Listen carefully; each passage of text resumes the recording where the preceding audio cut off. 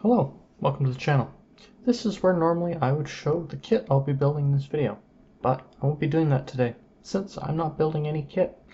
Today I'll be making a fully custom scratch-built mech from pieces and parts I've collected, and at the end of this video I'll be sharing a short story about this creation. I decided to begin with the main body. For this I took apart a toy I found in an old toy box. Right away, I went to work cutting off any parts I didn't want and clearing out areas to fit more details and other bigger parts in.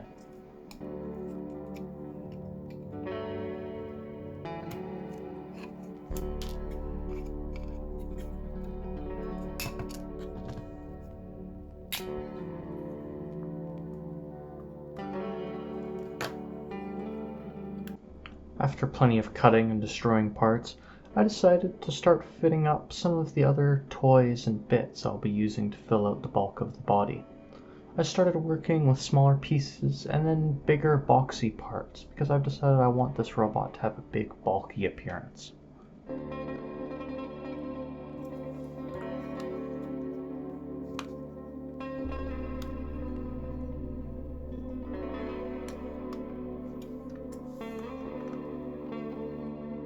After fitting and looking at many more parts, I decided it's time to get back to cutting, as I cut off the old grill on the front of this toy to make a perfect hole for the camera and sensor unit I'll be replacing with it at the front of this big mech.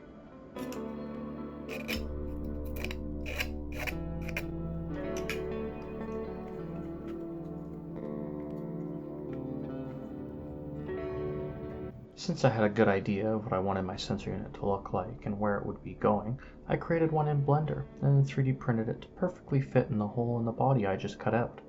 I glued the entire unit in place and then sprayed it with a bit of superglue activator to make sure it stuck in the right place.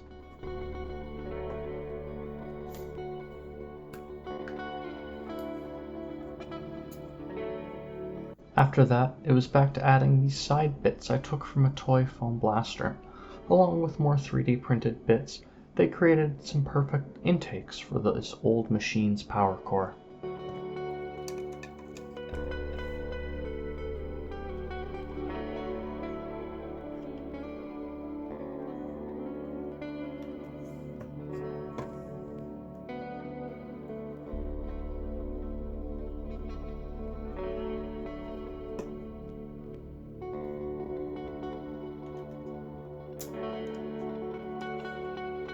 After that comes the most tedious part of scratch build like this, filling in all the gaps and holes left by misshapen parts and bits. For this I just used some cut up plastic card to fill in the rough shapes. Now, with the body blocked in, it'll be time to move on to the walker's legs and feet. Here, starting with the feet from many cut up toy parts and the lower legs, which I made from halves of the grips of the toy blaster I used on the body, filling them out with more plastic card bits and then filing them down to fit the complex shapes perfectly. Then filling in the small parts with more epoxy putty.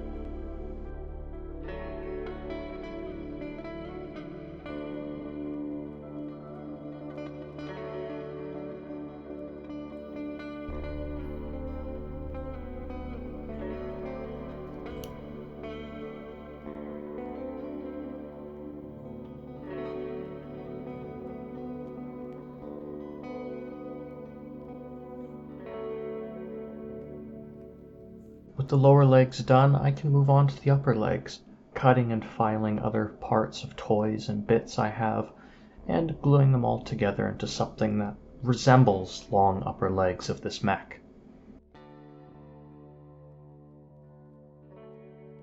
Then, with the upper and lower legs complete, it's time to put them together, gluing them into dynamic standing poses. Then, I went attaching each of the legs together. For this process, I used a lot of this 2-part milliput, which I mixed up and then applied in heavy bands across the hip joints.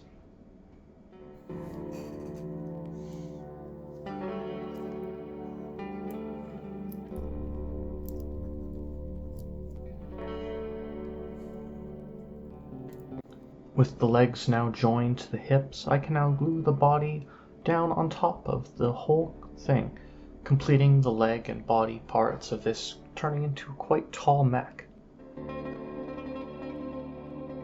With that part done, it's time to move on to this machine's arms, and no sci-fi walker would really be right without a big cannon to start with.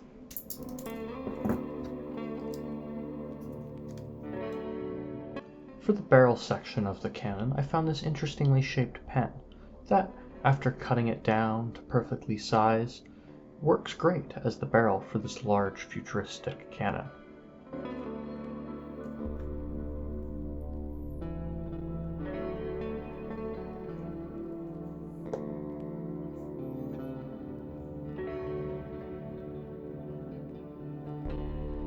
Then, with the cannon arm done, I moved on to the other arm, which I 3D printed some long mechanical claws for, and then attached them directly to the arm piece.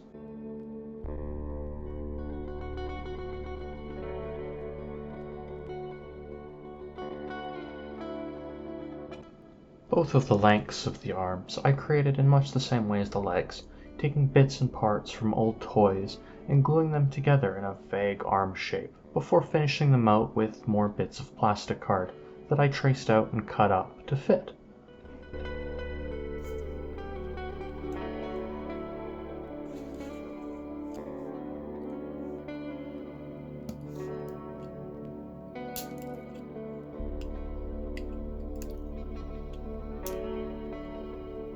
With the main body parts mostly done, I decided this machine will need a display base.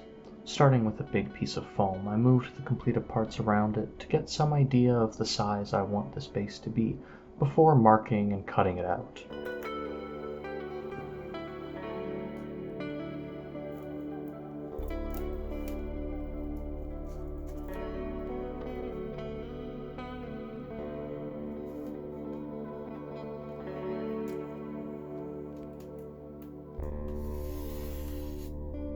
I decided I also want to add some height to this display stand, so this walker will be standing at the edge of a ditch. To create this, I added another foam block on top of the first one, this one a bit smaller, allowing for this ditch to be made in the front.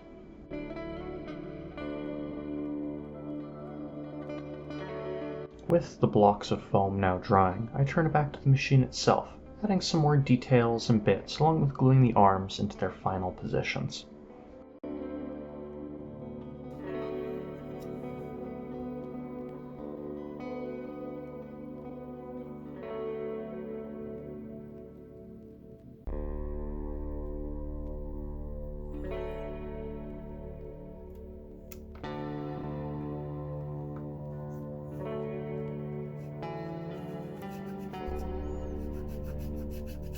With the mech build now done, I can focus on the base. I plan on filling out the majority of the base's shape with some air dry clay, which had dried a little bit since the last time I used it.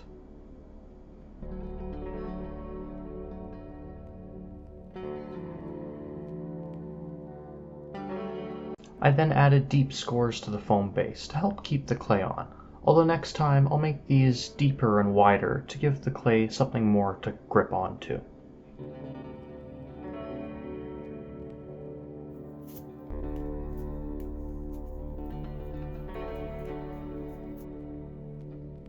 I then started laying out the clay in large flat chunks, piling it up into the ditch area to make that shape, as well as around a plastic tube that I'm using to represent a small drainage pipe I will be adding later.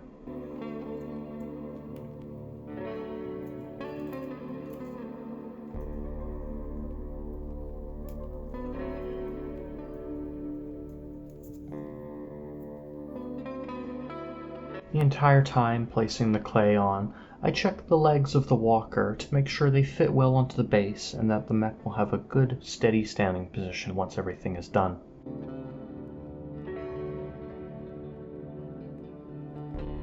With the clay now drying, I added the drainage pipe, another part that I designed and 3D printed.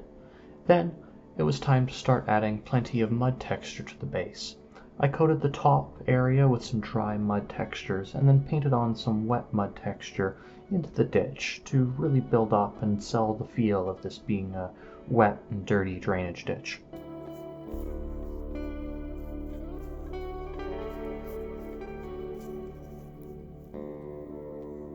With the mud now down, I decided I wanted to add some more debris to the display, to add the run-down, abandoned look I'm wanting. For this, I ripped up some corkboard into small chunks.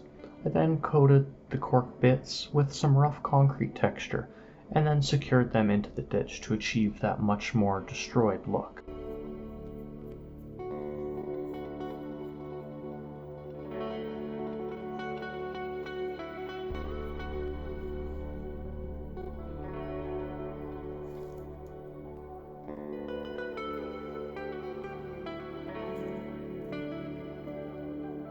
And as I move on to painting, weathering, and adding the last few details of this build, it's time for a short story about this machine and its pilot.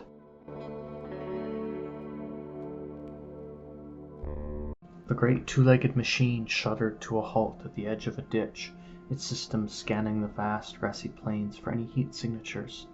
Nothing, just like yesterday, Selena said to herself as she paused the great machine's movement systems, now standing still at the precipice of the ditch. It was getting harder and harder to make a living hunting rogue machines on these plains. It had been a week since she had even picked up the signs of a wandering robot, and at least twice that since she had caught one. It had been steady work when she had started, inheriting the mechanical beast from her uncle, hunting the uncontrollable and haywire machines that went roaming through these vast grasslands after the great solar flare had fried their circuits. Her uncle had been lucky. The Mech was in a cave at the time, with its core out for maintenance. She had found it funny. Her family, being too poor to afford a real workshop, had protected this huge mechanical worker from the worst of the flare's blast, unlike so many others. Still, despite it being saved from the blast, the many years of work on these plains had taken its toll, and without factories to produce new parts, she had to make do with old parts she had salvaged from wandering machines she hunted. But with her prey, these parts were becoming much harder to find. In the 30 years that had passed since the solar flare had wrecked much of the technology on her world, people had struggled to rebuild much of anything that wasn't taken out by the sun's deadly blast. Her reminiscing was cut off as she looked through one of the many cameras on the displays, this time noticing something odd in the ditch she had come upon. Ditches like this were not uncommon in the vast grassland she roamed, so she had thought little of it at first, but in the ditch before her the cameras showed a drainage pipe. It was still leaking some kind of contaminated fluid, along with many broken slabs of concrete forming this scar in the otherwise pristine grasslands. This ditch was a decaying relic of the long-past era before the flare destroyed the complex machines and circuitry that ran this world. But she had never known of any factory or building requiring such a drainage system anywhere near this area. The Mech scanners continued, it starting to map the path of this unknown place's vast drainage system. It seemed to go on for miles. As the machine's scanners continued mapping the drainage system, Selena felt the need to get some fresh air. She unhooked her harness and pulled herself from the piloting seat she spent almost all of her time laying in. Cracking open the top hatch of the pilot's compartment, she felt the cool, fresh air of the windy plains blow over her. Climbing out of the cramped compartment onto the top deck of her machine, walking to the front edge of it, her long hair being blown by the strong winds, she gazed out upon the countless miles of grasslands before her, until her gaze finally fell down to the ditch below. It looked just as much like a scar on the vast grassland's untouched surface as it had on her cameras. It went off into the horizon and likely much further. It had to lead somewhere, and she was going to find out where.